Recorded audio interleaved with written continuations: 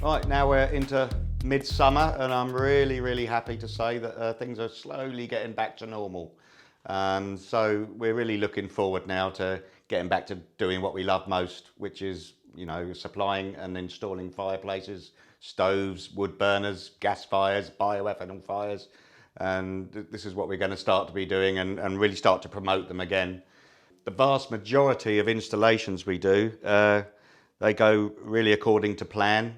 We got surveyors, well, myself in place, all the fitters to do everything right. But we do get the occasional ones that don't go according to plan. So I thought it might be a good idea just to point out what can go wrong, for want of a better word, and how we're geared up to put it right quickly and efficiently. And this is what it's all about when it comes to choosing a fireplace and choosing a company to do it, is making sure they're geared up to cope with any eventuality that happens on the job.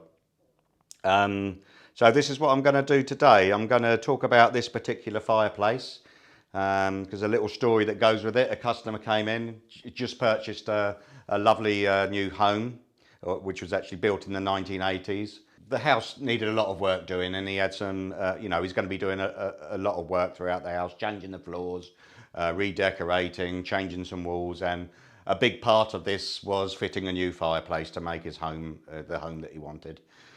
So he fell in love with this. I went out to do the survey on the job once he had chosen this complete package. Went out to have a look at it, had to make a couple of adjustments on size and what have you.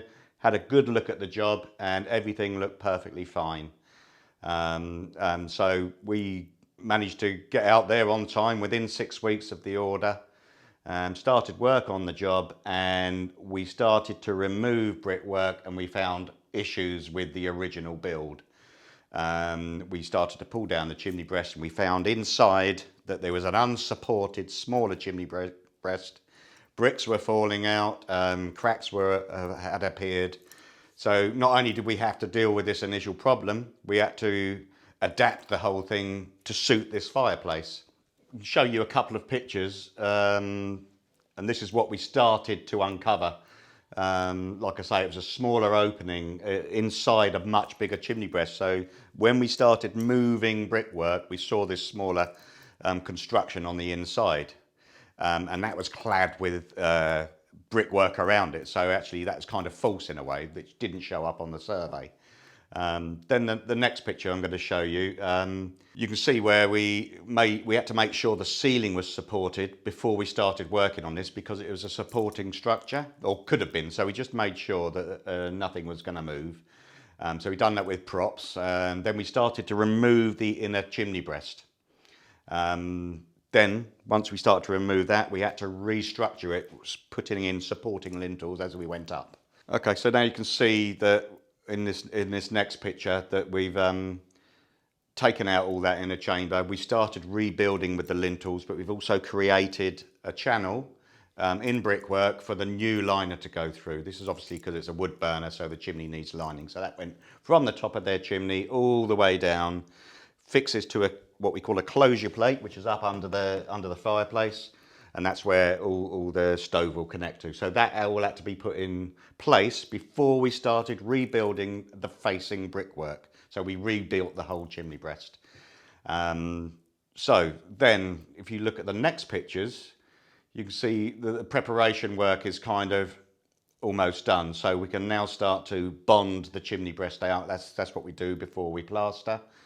So we bonded the whole chimney breast out, plastered it up to a nice smooth finish, which means we now got a completely prepared site ready to take the new fireplace, which is the nice bit.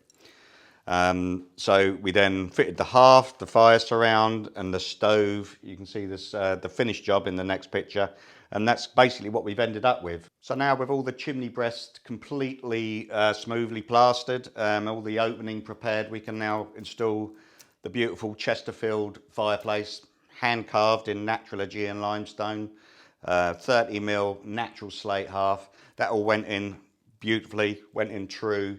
That's the nice thing about doing a complete prepared job. Everything fits nicely when it's done. Then we could introduce this impressive Heta Ambition 5 wood burner, which done a brilliant job of heating a very large area in this house. So they're very capable beasts. Because we are prepared, we have the training in place and everything else, and the equipment, we could get that job finished. And because all we had to give was 3 or 4 days extra time, we can give that quite happily to make sure we got a happy customer. And no extra cost for that, gentlemen, just a little bit of waiting till it was finished. So yeah, everybody happy, no more so than me.